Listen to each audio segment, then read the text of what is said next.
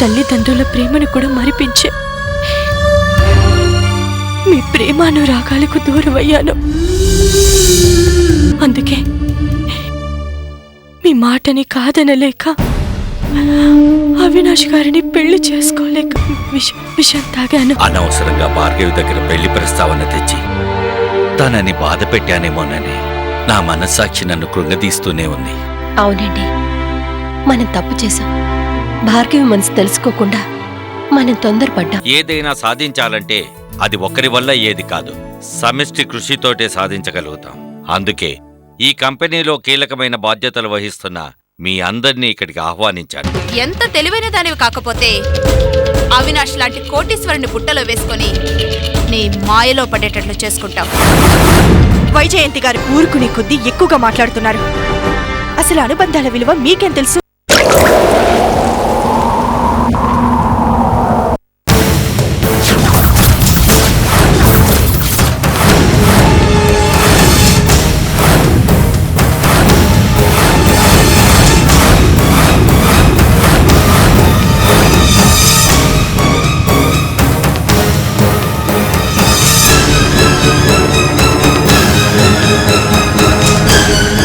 పని నేను చేయగలను, కానీ పెద్దవారిని గౌరవిస్తున్నాను.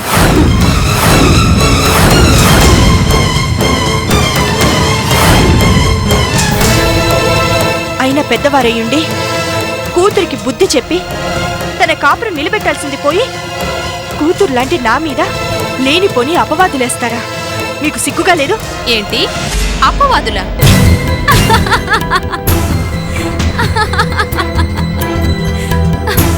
పిల్లి కళ్ళు మూసుకొని పాలు తాగుతూ తనని ఎవ్వరూ చూడటం లేదనుకుంటుందట. మీరు చేసే పని ఎవరికీ తెలియదనుకుంటున్నారు. నీ గురించి అవినాష్ గురించి లోకం కోడై కూస్తుంది. ఓ అలాగా? ఏమని కూస్తుందో? నీకు అవినాష్కి అక్రమ సంబంధం ఉందని. ఆహా, అందుకే నువ్వు మున్నీకి దగ్గరై అవినాష్ని లోపరుచుకున్నావని. అంతేనా? ఇంకా ఏమైనా ఉన్నాయా? ఛీ, సిగ్గులేదు?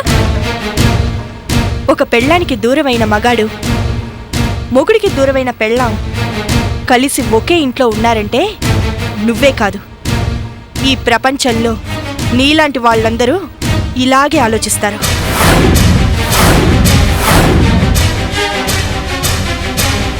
అందులో ఆశ్చర్యపోవడానికి ఏమీ లేదు. పాపం మా గురించి ఎక్కువగా ఆలోచిస్తున్నట్లున్నారు. బుర్ర వేడెక్కిపోయిందో ఏమో. ఇంటికి వెళ్ళి రెస్ట్ తీసుకోండి. వస్తాను.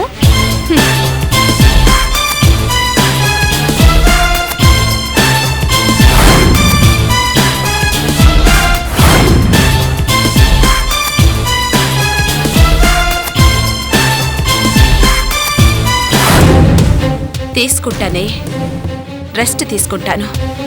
నిన్ను అవినాష్ని మెడ పట్టుకుని బయటకు గెంటేసిన రోజు, మున్ని శిరీషకు దగ్గరయ్యే రోజు రెస్ట్ తీసుకుంటాను.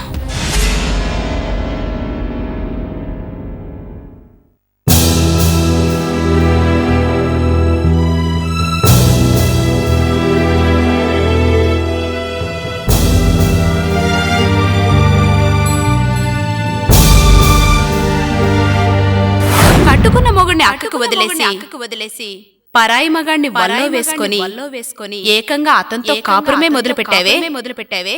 నిన్నేమనాలి? వేశ్య అనాలా?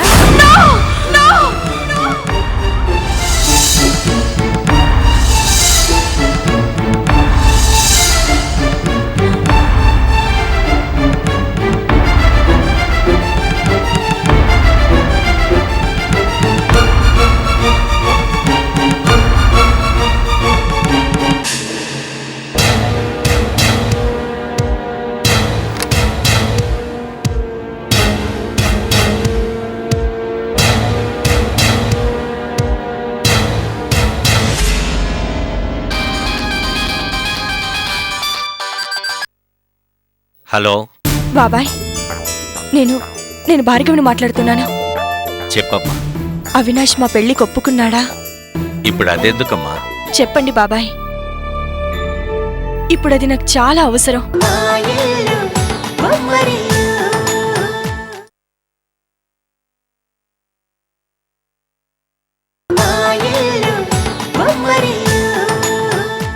అవినాష్ మా పెళ్లికి ఒప్పుకున్నాడా? ఇప్పుడు అదెందుకమ్మా? చెప్పండి బాబాయ్, ఇప్పుడది నాకు చాలా అవసరం. అవునమ్మా, నా మాట కాదని లేక ఒప్పుకున్నాడు. అది నువ్వు ఇష్టపడితేనే చేసుకుంటానని చెప్పాడు. ఈ పెళ్లి నాకు ఇష్టమే బాబాయ్. భార్గవి, అదేంటమ్మా, మొన్న మీ పిన్నడిగితే బాధపడ్డావు, ఇప్పుడేమో ఇష్టం అంటున్నావు. ఆవేశంలో నిర్ణయం తీసుకుంటున్నట్టున్నావు. లేదు బాబాయ్, నేను బాగా ఆలోచించే ఈ నిర్ణయం తీసుకున్నాను. ఎందుకైనా మంచిది, ఇంకోసారి ఆలోచించమ్మా. అక్కర్లేదు బాబాయ్, మీరు వెంటనే పెళ్లి ఏర్పాట్లు చూడండి.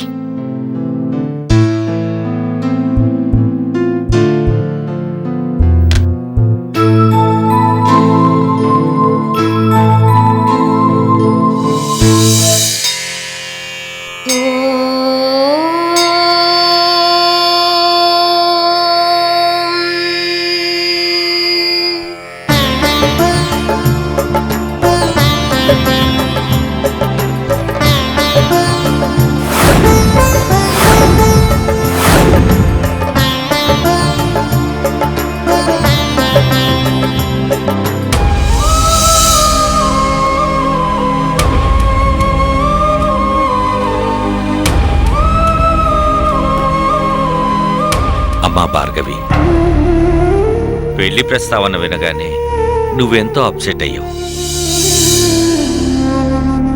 అలాంటిది హఠాత్తుగా నేను ఈ పెళ్లి ఒప్పుకుంటున్నానని నువ్వే ఫోన్ చేసి చెప్పావు. ఇంతకీ ఏం జరిగిందమ్మా? ఎందుకలా సడన్గా ఈ నిర్ణయం తీసుకున్నావు? ఇది తొందరపాటుతో తీసుకున్న నిర్ణయం కాదు కదా.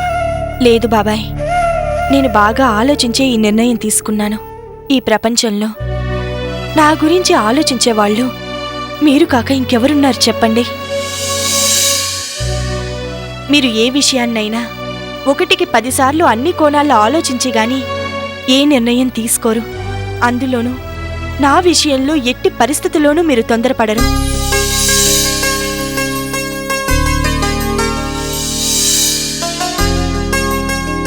అందుకే బాబాయ్, ఎటువంటి అనుమానాలు లేకుండా నేను ఈ నిర్ణయం తీసుకున్నాను.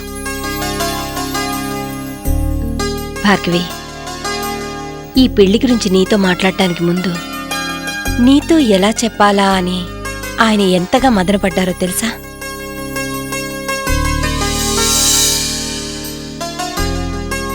మీరు తీసుకున్న నిర్ణయం సరైనదే బాబాయ్. మోడుగా ఈ జీవితాన్ని ముగించడం కంటే వృక్షంగా 10 మందికి నీడనివ్వడంలోనే ఈ జన్మకి సార్థకత లభిస్తుందని నాకనిపించింది. అందుకే మీ మాట కాదనకుండా నేను ఈ పెళ్లి చేసుకుంటున్నాను.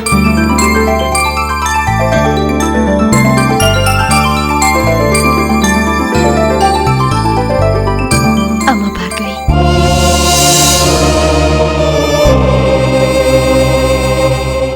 నువ్వు మా కూతురు అని చెప్పుకోవటానికి ఎంతో గర్వపడుతున్నావమ్మా. ఎంత ఎదిగిపోయావమ్మా. ఇప్పుడు నువ్వు మా కళ్ళ కూతురిగా కాదమ్మా, మాకే తల్లిగా కనిపిస్తున్నావు. వెళ్దాం పద పద.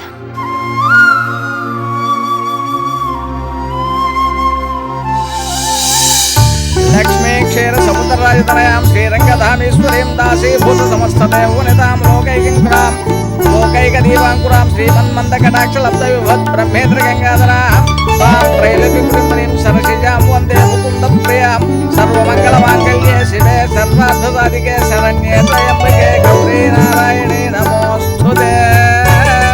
ధ్రువంతే రాజావరుణో ధ్రువం దేవో బృహస్పతి ధ్రువంత ఇంద్రశాగ్నిశరాశం ధారయతాం ధ్రువం తచ్చయో రామునీమహే గాతుం యజ్ఞాయ గాతుం యజ్ఞపతయే.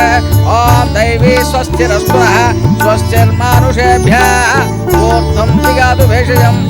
ఓం శుక్లాం వరదరం విష్ణుం శశివర్ణం చతుర్భుజం ప్రసన్నవదనం ధ్యాయే సర్వవిఘ్నోపశాంతయే. అగజానన పద్మార్కం గజాననవహర్నిశం అనేకదంతం భక్తానాం ఏకదంతం ఉపాస్మహే. ఓం గణానాం త్వా గణపతిం హవామహే కవిం కవీనా ఉపవస్రవస్సుమం జ్యేష్ఠరాజం బ్రాహ్మణస్పదా ఆనస్పన్నోదేశేనసాదనం. ఓం మహాగణాధిపతే నమః. ఓం ధాతా పురుష్ఠాజ ఉదాజ చక్రః ప్రవిశ్వాత్మశత్ అయ్యా మాంగళ్య ధారణ గావించండి.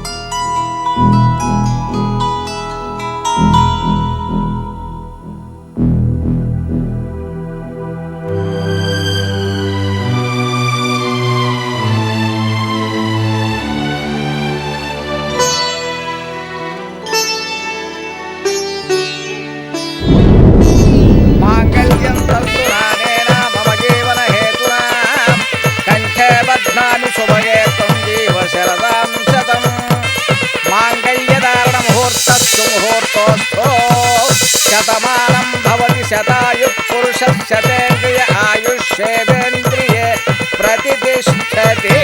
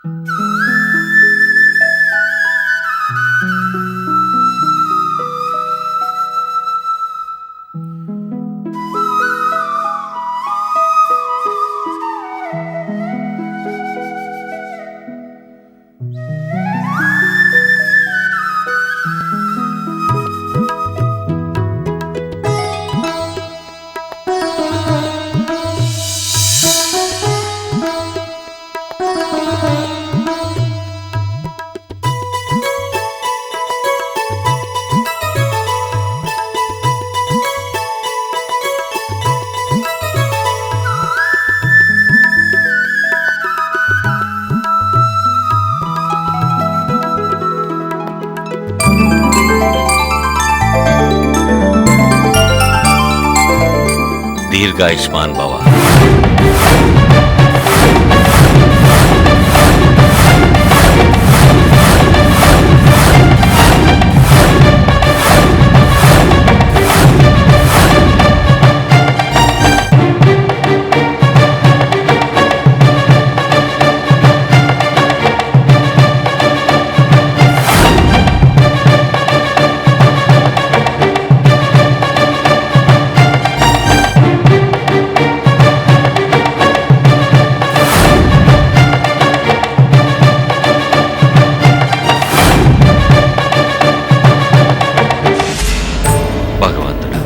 అనుకోకుండా నా నోట దీర్ఘాయుష్మాన్ భవ అని పలికించావు. దాన్ని నిజం చేయటానికే సంకల్పించావో ఏమో. మా జీవితాలకి ఇన్ని పరీక్షలు పెట్టిన నువ్వు ఇప్పుడు మాపై కరుణ చూపించబోతున్నావా?